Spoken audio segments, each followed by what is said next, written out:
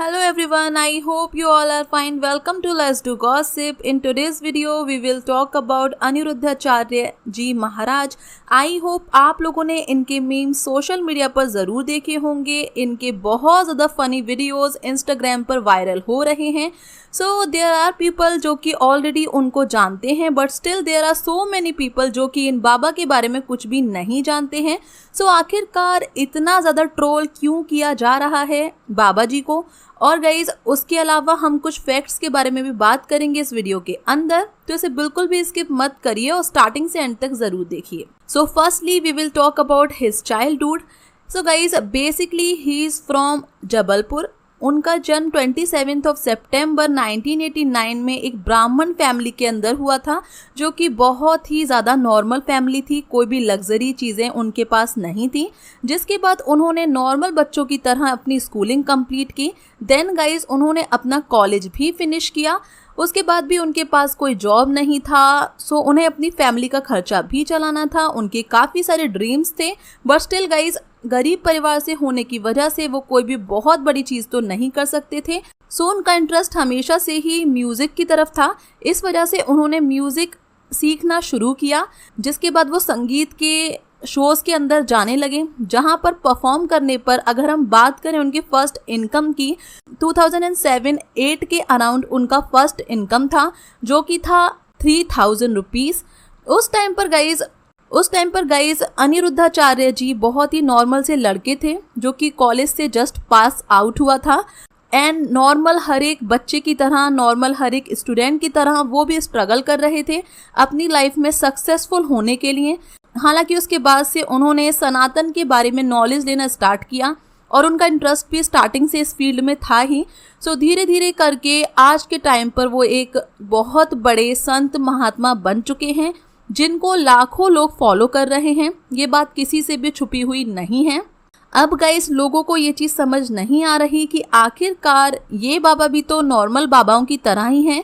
सो इनमें ऐसा क्या खास है जो इन्हें इतना ज़्यादा ट्रोल किया जा रहा है, या फिर इन्हें लोगों का इतना ज़्यादा अटेंशन क्यों मिल रहा है. So guys firstly I would like to show you some of his videos, जो कि बहुत तेज़ी से वायरल हो रहे हैं ऑन इंस्टाग्राम. भागवत जी के अष्टम स्कंद के 10वें अध्याय में लोग कहते हैं भागवत जी में राधा का नाम नहीं है, राधा का नाम नहीं है. ये लोग गलत कहते हैं. जो भी कहता है गलत कहते हैं. लिखा हुआ है, मैं आपको श्लोक दिखा रहा हूँ. भागवत जी के 8वें स्कंद के 10वें अध्याय में श्लोक नंबर 40 है. लिखा है उद्यतायुध दौरदंडई राधावंतो भटान मृधे. Radha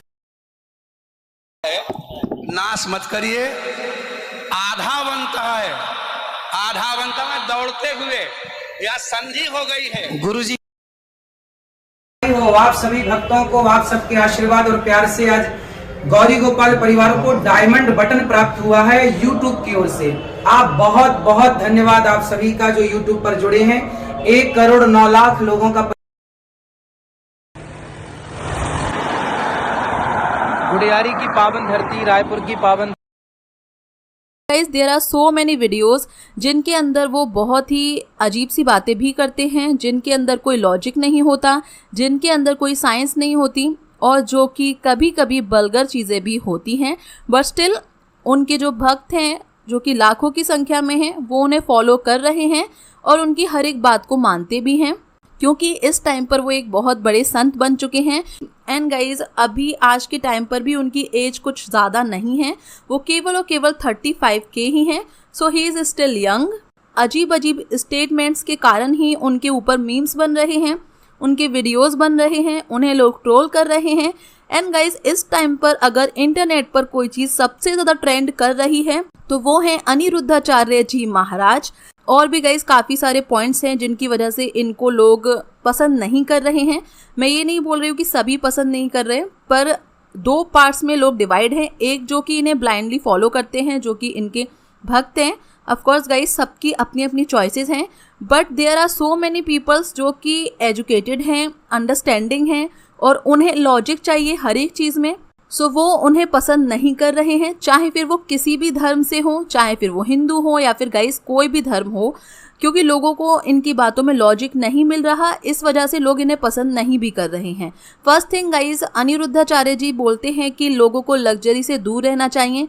on the other hand वो खुद कई बारी लग्जरी गाड़ियों का यूज़ करते हुए देखे गए हैं। सो लोगों का मानना है कि जब आप खुद अपने भक्तों को ये चीज़ बोल रहे हो कि हमें लग्जरी से दूर रहना चाहिए, तो फिर आप खुद ऐसी चीज़ों का इस्तेमाल क्यों कर रहे हो। Second point guys, according to Google इस टाइम पर इनकी नेट बर्थ है अराउंड 4 to 5 करोड़।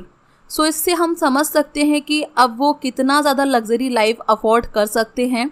हर एक धर्म में गाइज, चाहे वो संत हो, मौलवी हो या फिर गुरुद्वारे से रिलेटेड हो, आई डोंट थिंक कि हमें किसी भी पर्टिकुलर रिलीजन को लेकर ही बात करनी चाहिए। हर एक धर्म में कोई ना कोई ऐसे मतलब बड़े लोग होते हैं जिनको लोग ब्लाइंडली फॉलो करते ही हैं। उन सभी का कहना कहीं ना कहीं होता है कि सांसारिक चीज़ों से दूर रहिए और इन सब के चक्करों में नहीं पड़ना चाहिए, क्योंकि ये सारी चीज़ें मोह हैं, माया है। But still he is already married, उनके 2 बच्चे भी हैं। सो लोगों का ये भी कहना है कि बाबा जी ने खुद तो शादी कर ली, खुद के 2 बच्चे भी हैं, तो फिर अब वो लोगों को शादी ना करने का ज्ञान क्यों दे रहे हैं। थर्ड, या तो उन्होंने खुद शादी नहीं की होती या फिर उनका खुद के ऊपर इतना कंट्रोल होता कि वो सांसारिक चीज़ों से, मोह माया से अपने आप को दूर रख पाए हों, तब तो उनका ये स्टेटमेंट लोगों को समझ भी आता है।